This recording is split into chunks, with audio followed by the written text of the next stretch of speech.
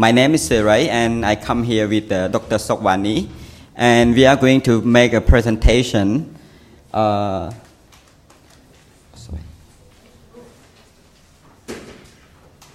Okay. Actually, our university doesn't apply research skill development framework yet, but it's our vision, our plan, and our dream. Because research skill development framework is very interesting to us, and we have learned a lot from Professor John, and also we went to Fiji. This is a product of work that we worked with Professor John Wilson. He went to Cambodia in December last year, and also he brought us to Fiji, and we learned from a lot of professional and skill from Fiji. And today we make a presentation about our dream, our plan, that one day research skill development framework can integrate in Cambodia. We are from Royal University of Phnom Penh. I think some of you might know Cambodia. If you hear about Cambodia, we just know about war, poor. Well, but you know, we used to be an empire, Angkor Empire. And now also we have Angkor Wat. Saisa just come back from Siem Reap and visit very beautiful campus. So this is our university, is the oldest university in Cambodia. It was established in 1960.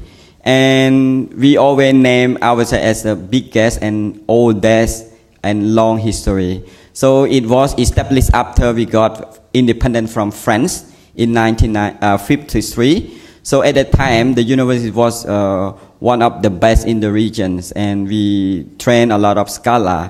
But unfortunately, during Khmer Rule, between 1925 to 1929, the university was closed. And then we start again. After that, we study in Vietnamese, the university study in Vietnamese. After Vietnamese went out, we study in Russia. Also in Cambodian, we change a lot of language.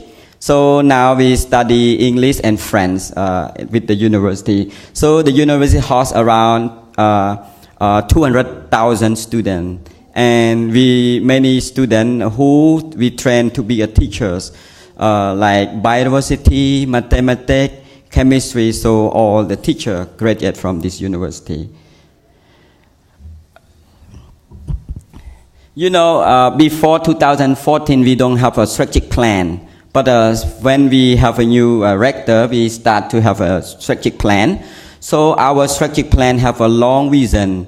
We want to move from only not teaching, but to research and community development, community service. So research becomes very potential for our university. Well, quality is very important. We don't want to have a car, we want to have a bicycle. If the bicycle is more quality than a car. So our work is want to give good knowledge to the people, and because you know before the teacher was just only teaching, but now we want them to do research. That means they want to learn from the community, and they want to transfer to the local people, the student, to be more familiar with the situation. So my talk is, first I talk about how, what Professor John do in Cambodia, and to build capacity of the faculty at the RUPP. And then I talk about how we will integrate it at the curriculum. And the last one about the potential and challenge. So as I mentioned, in December 2016, Professor John Wilson went to Cambodia, and we organized a lot of activity. We meet the director that very have a political and commitment to support the framework, and also we meet the dean, vice dean, and we meet the research team, and also we have training for the faculty. And you can see the pictures that the activity we do. So some of the faculty at RUPP know about research skill framework.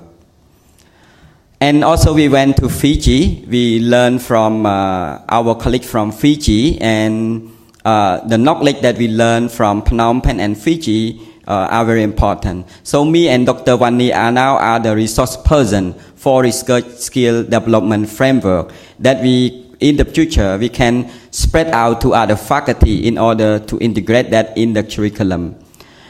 And after Professor John left, not everything gone. You can see many legacy from Professor John. You can see in the classroom the student look to the framework, but some of them even don't understand what does it mean. And some you can see Professor Wani smile with the framework, and like we have like most of the faculty that join Professor John session, they bring those flip chart and stick at their department, and some they put at the university wall that the student can see clearly what the research framework is. So the next step that we are going to do is we want to integrate the research skill framework in the curriculum, but based on our understanding, it's not very safe and not easy to integrate at undergrad level. We want to integrate in the master level, because in Cambodian master level we require to do research. Undergraduate is not compulsory yet, so master level is very important. And we also cannot integrate all the master, but in our university, some master like biodiversity, education, and development study, they are well cooperate with big university around the world. So I think for us, based on our understanding, these three courses are maybe the pilot. We can start to pilot with the 3 master program, and then we build a lesson learned, good practice in order to spread to other master level as well as undergraduate. We don't want to start with fail. We want to start with success. But what we have to do is, like I say, me and Dr. Wani can be a local resource person. So we need to build more resource to build capacity of the department that we want to integrate. Like Saisa said before she finished the presentation, budget is very important. So we need to mobilize budget in order to build capacity of the department in order to integrate the framework into the program. Because in Cambodian, like us is a government officer, we got a fixed salary from the government like around $250. So the teacher is got paid per hour. So if what we need is they need to give incentive to those who apply the research skill framework. That's why you know, this also the challenge for us, because for potential is the university are welcome, and we are they are happy to have this framework to integrate in the curriculum. But the problem is that it might be more burden to the lecturer, because like we say in Cambodia, you know, like at high school, before we are more like teacher center. So the teacher just talk, the student listen, and then they try to integrate to student center. But some study found like we are from Buddhist. You know, Buddhist is hard to integrate the student center, because when they listen to the monk, nobody raise the hand and ask the question.